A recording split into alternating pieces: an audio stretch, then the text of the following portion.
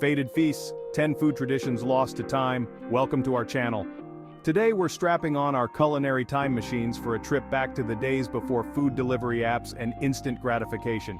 We're talking about 10 food traditions, gone but not forgotten, that once brought folks together around the table. We'll unearth the stories behind these fated feasts, from the milkman's daily delivery to the clatter of grandma's hand-cranked ice cream maker. So grab a snack, settle in, and let's take a delicious trip down memory lane. The milkman did more than milk farm-to-door produce. Remember the milkman? No, not the guy in the funny hat with the utter jokes. I'm talking about the lifeline of fresh food delivery. Before supermarkets popped up on every corner, the milkman's route was a community event. He brought the farm right to your doorstep. Milk, cream, eggs, sometimes even fresh produce, all making their way from the field to your fridge without so much as a stoplight in between. This was a direct connection to the source, a relationship built on trust and a shared understanding of good, honest food. Sadly, the rise of supermarkets with their flashy aisles and endless choices lured folks away from their local suppliers.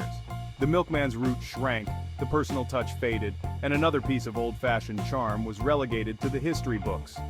Maybe it's time we rediscover the joy of knowing where our food comes from, even if it means venturing beyond the supermarket door. Victory gardens, digging for freedom, one tomato at a time. Picture this, it's wartime, rations are tight, and every scrap of food is precious. Victory gardens, those patches of patriotic produce, sprouted in backyards, schoolyards, even on rooftops. What started as a necessity quickly blossomed into a symbol of self-reliance and national pride. Folks who'd never so much as sprouted a bean were suddenly elbow-deep in soil, coaxing life from the earth and sharing their bounty with neighbors. Victory gardens provided a whopping 40% of the fresh produce consumed in the U.S. during World War II.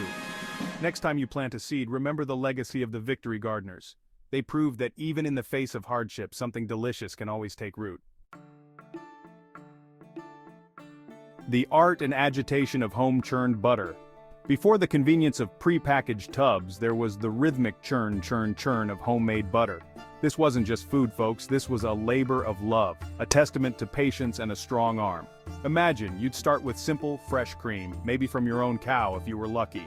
Then came the workout hours spent shaking, rocking, or cranking a butter churn, coaxing those precious fat globules to separate from the buttermilk. The kitchen would fill with the sloshing symphony of churning, a soundtrack to anticipation. And then, like magic, the transformation liquid gold giving way to creamy, spreadable goodness. It was a messy, time-consuming process, but the reward? The taste of freshly churned butter, still warm from the churn, was pure, unadulterated bliss. Maybe we can channel a bit of that old-fashioned ingenuity, that willingness to put in the effort for a truly delicious reward. Company picnics, where the suits came off and the potato salad came out. Ah, the company picnic, a relic of a bygone era, when team building involved more than awkward trust falls and escape rooms. This was a time when the whole shebang, bosses, secretaries, the guys from accounting, all gathered under the summer sun for an afternoon of organized chaos and questionable potato salad. Imagine. Checkered blankets spread out on grassy fields, the air thick with the smell of charcoal and bug spray. Kids running wild while dads battled in epic horseshoe tournaments, moms gossiping by the coolers, and that one guy, always that one guy, wearing a tie with his Hawaiian shirt. The company picnic was a chance to see your co-workers as actual human beings, to bond over burnt hot dogs and lukewarm lemonade. So next time you're stuck in a boring meeting, remember the company picnic.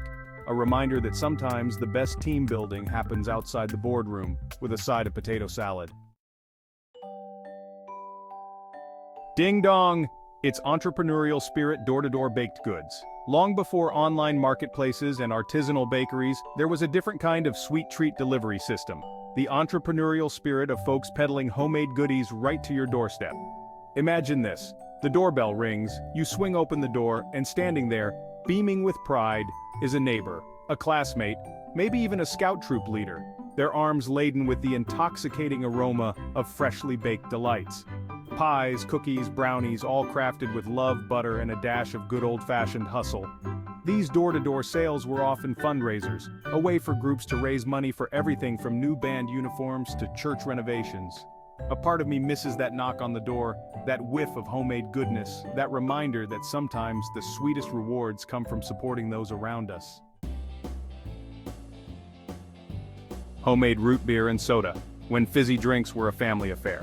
Before the days of mass-produced sodas, families brewed their own fizzy concoctions right at home. We're talking about the lost art of homemade root beer and soda pop, a time when kitchens transformed into bubbling laboratories of flavor experimentation.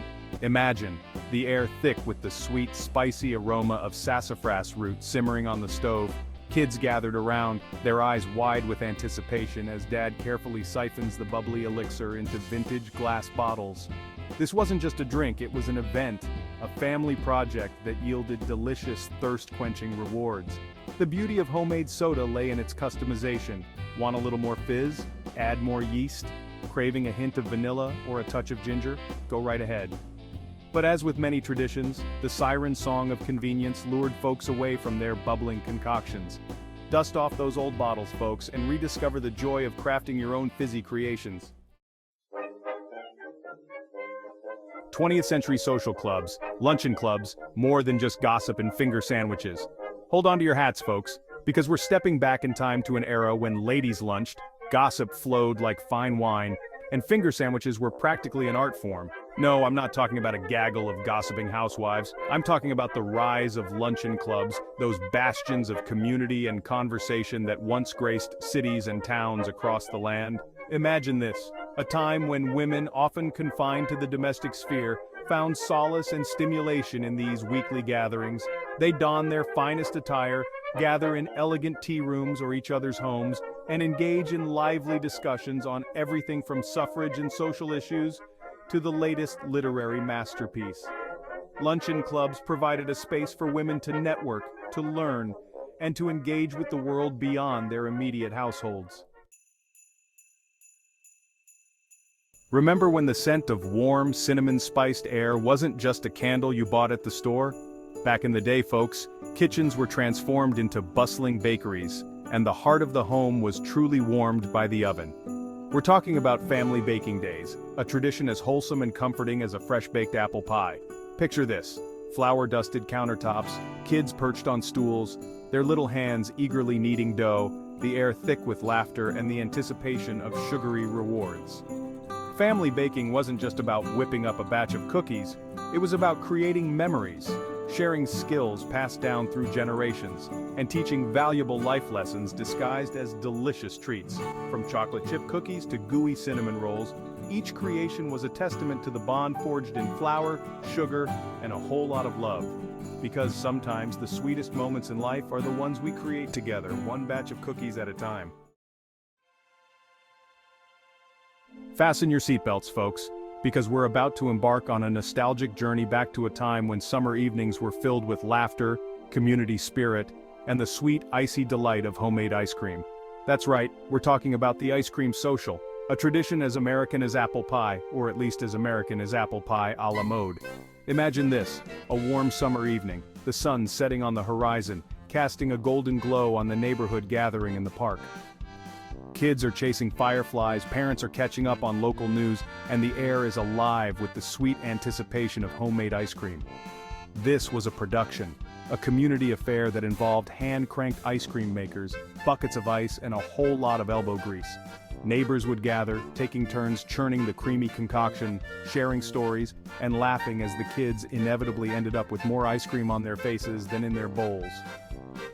So next time you indulge in a scoop, or 3, of your favorite frozen treat, take a moment to remember the ice cream social, a reminder that sometimes the sweetest moments in life are best enjoyed together.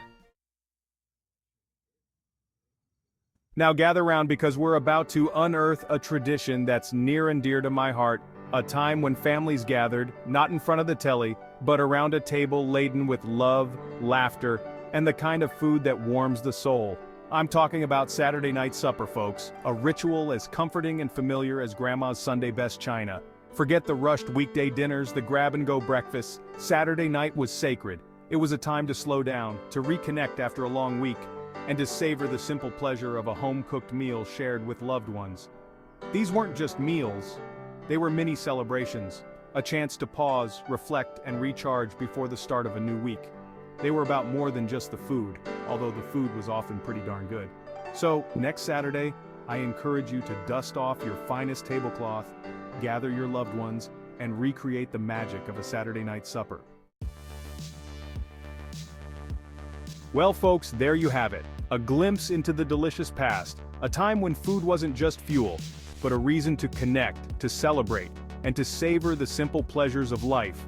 Sure, these traditions may have faded, but the values they represent, community, resourcefulness, and the joy of a shared meal, are as relevant as ever. So let's raise a glass, or a hand-churned butter churn, to the food traditions of yesteryear. And who knows, maybe we can even revive a few of them. Don't forget to like, comment, and subscribe for more delicious content.